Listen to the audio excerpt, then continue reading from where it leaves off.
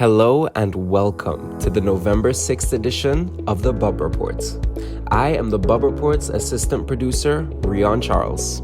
This week, we spotlight a Grenadian American military colonel who made history last week. She became the first Grenadian American to be promoted to Brigadier General in the U.S. Army. In her new role, the Brigadier General will be assigned to the 807 Medical Command Deployment Support Unit in Salt Lake City, Utah, as the Deputy Commanding General. Brigadier General Jennifer Marrast Host is a physician by training, having attended the Rutgers University Medical School in New Jersey. She was born and raised in the eastern town of Grenville in Grenada. We will discuss her accomplishments and her immigrant journey from Grenville, Grenada to Salt Lake City, Utah. We welcome our guest, Brigadier General in the U.S. Army, Jennifer Marrast Host. Brigadier General, congratulations, and we welcome you to the Bub Report. Thank you, Kellan. Thanks so much for having me. I really appreciate being here.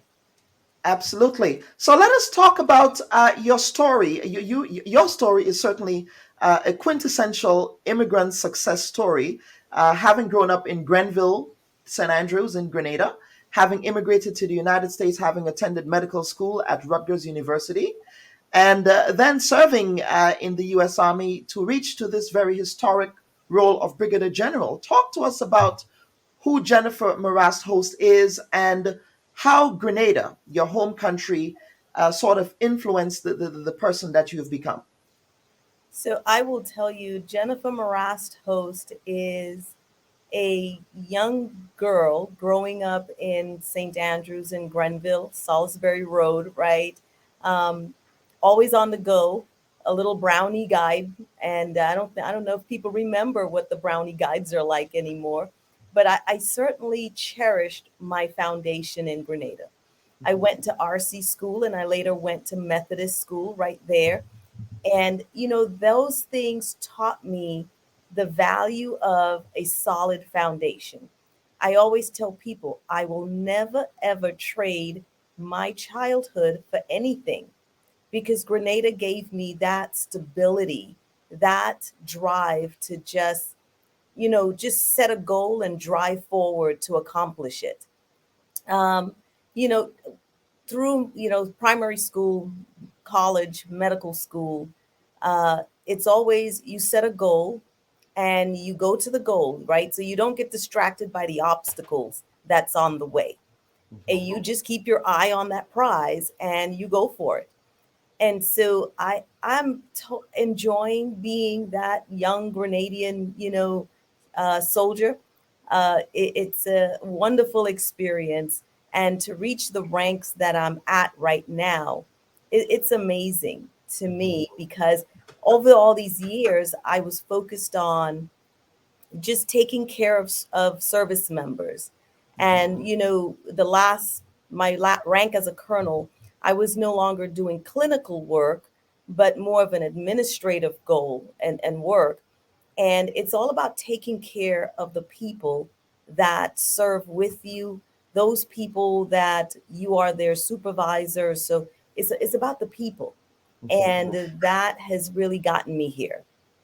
Talk to us about your interest in medicine. Where did that interest come from? Were you one of those people who dissected lab rats and animals at a very young age? Did you always have an interest in medicine? I did. So I love taking things apart and trying to put them back together and see that it works. And that's part of medicine, right? So people get sick and you try to do different things to put them back, make them whole. And I've always, growing up, I was always the one. I went to visit the elderly people on Salisbury Road and just visit with them, talk with them. I think I had more elderly friends than I had younger friends. And That is something we have in common in our growing up stories. Yes. yes. So medicine has always been a part of me.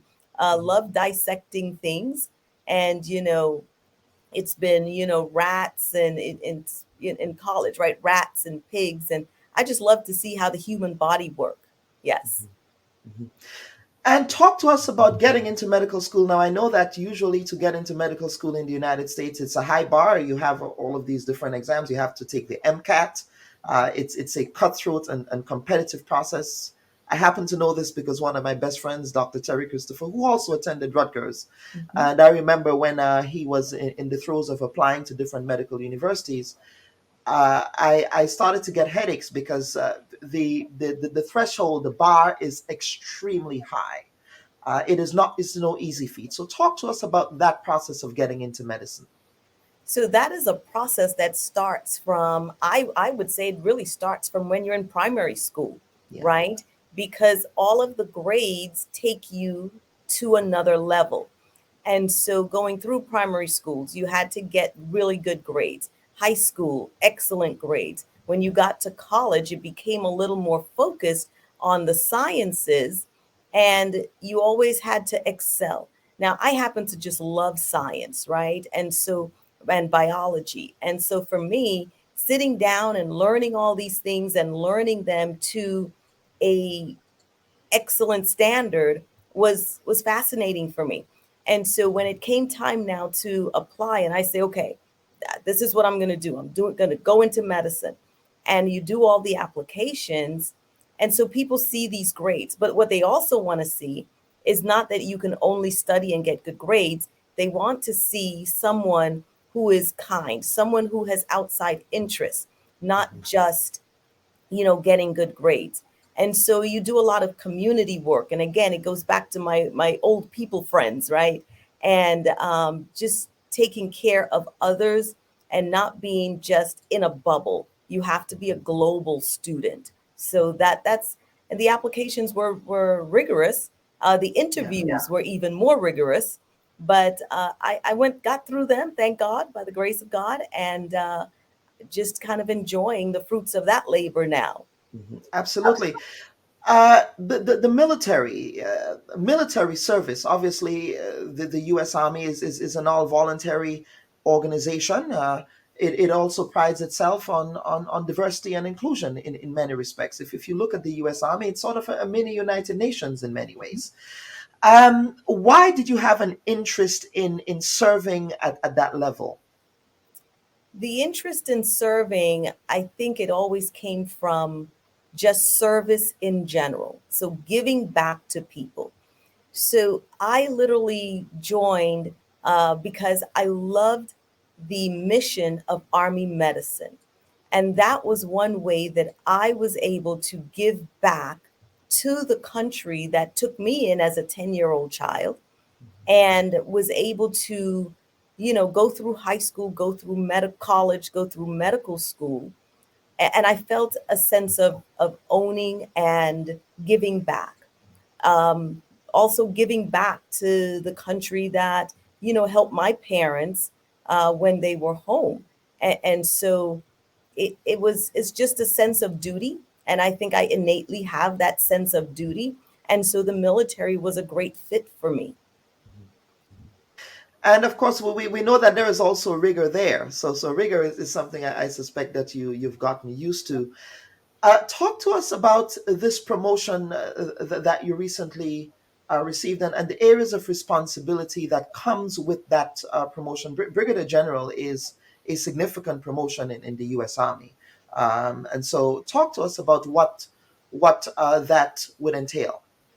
So this promotion really, I'm amazed. I am thankful to God for this. This promotion really means for me more responsibility, right? So what this is, I am the deputy commanding to the 807th Medical Command Deployment Support. So I am the advisor to the commanding general on everything medical, all things medical. I'll also be responsible for two brigades that has approximately 55 units that's dispersed over 9 states with approximately 4,000 soldiers. And in doing that, I am advising them on medical matters. They are responsible for hospitalization. They're responsible for dental, combat operational stress control, preventative medicine. Uh, they're responsible also for medical logistics. How do we get our medications, throughout the United States as well as abroad? A plethora of different medical aspects that I will be advising them on. Mhm. Now, in looking at your resume, I saw that you served, you were deployed overseas. I saw Kuwait on your resume. I saw Afghanistan. I saw, I believe, Iraq as well. Yes. Correct. And so obviously you would have served, you served on the front lines in places that army servicemen experience significant battle challenges. Do you remember a time, or can you tell us a story, of course unclassified, of particular challenges that you face in having to tend to servicemen in one of those countries? Let's see, challenges it is, the American people, uh, really trust us to be able to execute the duties that we're assigned. Mhm. So as a physician, out in these different locations, when we have to tend to service members who have been injured, on days where we have a lot of injuries, that can become very a toll on you because it's back to back or multiple, what we call mass casualties, where multiple soldiers are coming in, service members are coming in that are injured. Some are, some do not survive their injuries, others are very critically injured. And so those days can absolutely weigh on you. But you have to really say, you know what? I was placed in this position because I have these skills as an emergency medicine physician. And through God, I'm going to use these skills and help out all of our service members. So we take care of Army, Navy, Air Force, Marines, all of it. And so those are challenging days when you realize that you have service members that are not going to be able to go home and hug their loved ones. And you feel that, right? Because at the end of the day, even though we compartmentalize to be able to take care of our service members, but you're still human, and you feel those losses. Yes. Absolutely, and one of the things that is a very somber, solemn, and very difficult ritual in many respects is when families of servicemen are greeted. Their caskets are greeted at different Air Force bases across the country. Whatever one thinks about the U.S. military role, that's not your role here, of course, but there is something somber about that. And every time I see that, I just think about people like yourself who have to deliver that sad news to servicemen and women at the front lines. Let us talk about family. Who I know one of your uncles, I believe, that's Ken. All of your uncles, as a matter of Yes. fact, uh, they are my brothers because they attended our high school presentation college. Talk to us about the role that family played in shaping who you are. Family is everything, I will tell you. Over the years, sometimes you get a little bit too busy, but you always know that you have that family foundation to support you, right? My husband, Chris, and my son, Justin, I will tell you, without their love and support, and without them picking up the slack at home, right? Because sometimes I'm sometimes deployed for 9, 10 months. Sometimes I'm busy with meetings. If they didn't pick up the slack at home, I couldn't do what I have done. I could not accomplish what I have done. And so just having that family support, and that family is there, my extended family with my uncles and my aunts, Kenny and Ken and Rawl, and it's just it's an amazing feeling to know that I still have that culture, right? That Grenadian culture, Caribbean culture that I can rely on. And we all pitch in and help each other. The idea of the village, I don't think it ever gets away from us. Our accomplishments are not only ours, but it's a reflection of the village, the villages and the families that raised us as well. It certainly is. And so, this weekend with my promotion, all my family was there. My village was there, right? Mhm. And I consider part of my village the soldiers that I lead and the soldiers who fell underneath my command. And so we were all there together because most times you don't get to bring your two villages to meet at one in one place. So at least this time, my village of my soldiers, my village of my family, we were all together celebrating this promotion because I look at this promotion as their accomplishment as well, Mhm. right? It is because of them that I stand here today. Mhm. Absolutely. We have some comments from that are coming in. A lot of people are absolutely very proud of what you've been able to accomplish. Congratulations, my sister, for ranking up in that position in the U.S. Army, because we know it's a place where blacks seem to be discriminated against a lot, and being black is not easy in the USA in general. The viewers on this program tend to be uncharacteristically blunt. We have another viewer here saying she got her hands full because she knows what she wanted in life. A Grenadian here is throwing out a challenge. Hopefully, when your tenure in the army is over, can you return home and be a teacher, mentor to young Grenadian girls? Absolutely. My mom still lives in Grenada, right? Yeah. And so she comes up every year and we'll bring her back down. But I would love to come to Grenada and be a mentor, be a teacher for others on the island. Uh, just hey, invite me down. I'll be there.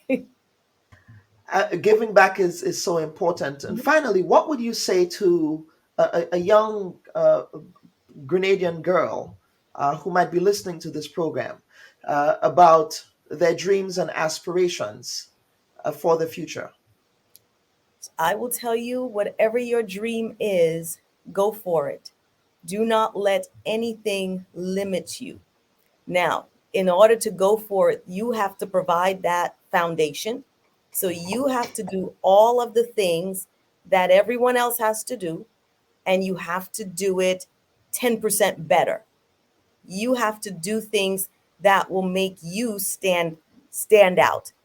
You cannot be on the same platform with everyone else because you have to rise above everyone else. You also have to know how to play well with others. This is what I call it, right? You can't take your toys in the sandbox and say these are my toys and no one else is going to play with it. You have to be able to play well with others, and you have to understand the need to get to yes. So, in medicine there's different commands. They're always asking you, can you do this, can you do that? Now some of the things I immediately know, I can't do that, right? But I say, you know what, let me get back to you, let me look into it. And you try to figure out how you can get to yes. So do the schooling that you need, provide that foundation, okay? And keep your eye on your goal because that's your goal. Mhm. Play well with others and try to figure out how to get to yes. And that gets you very far. Absolutely. Is there another Grenadian brigadier, Grenadian American Brigadier General that you're aware of, or are you the first? I suspect you might be the first. I am the first Yeah. Brigadier General of Grenadian descent. Um, I'm also the first African American female Army Reserve Medical Corps Brigadier General. Absolutely. All right. Thanks for that. Any final words and comments from you before we get to the next segment of the program? Just for everyone, thank you so much for the support. I absolutely love my Caribbean family out there. And set your eye on the goal and go for it. Don't look at the obstacles. Don't keep saying, I can't, I can't. There's no reason why you can't. You can do it. and you set that goal and you will do it. So go for it. Brigadier General, congratulations again on your promotion, and certainly we thank you for appearing on the Bub Report. This is a big deal. We like highlighting stories of positive Grenadian American immigrants who are making a difference, not only for themselves, but in the lives of others. It's always about giving back and paying it forward. If you can't pay it forward, then what really is your contribution on earth? That's what I always say. So thank you so much, Brigadier General. I keep saying Lieutenant. Thank you again for appearing on the Bub Report. Thank you, Kellon, for having me. Absolutely. Our viewers and listeners, that was Brigadier General Jennifer Marrast, host, a history-making Grenadian American who made history for herself by being promoted to Brigadier General. She originally hails from the town of Grenville in St. Andrew, the Salisbury Road community there in Grenville, St. Andrew. So we thank her for appearing on the program.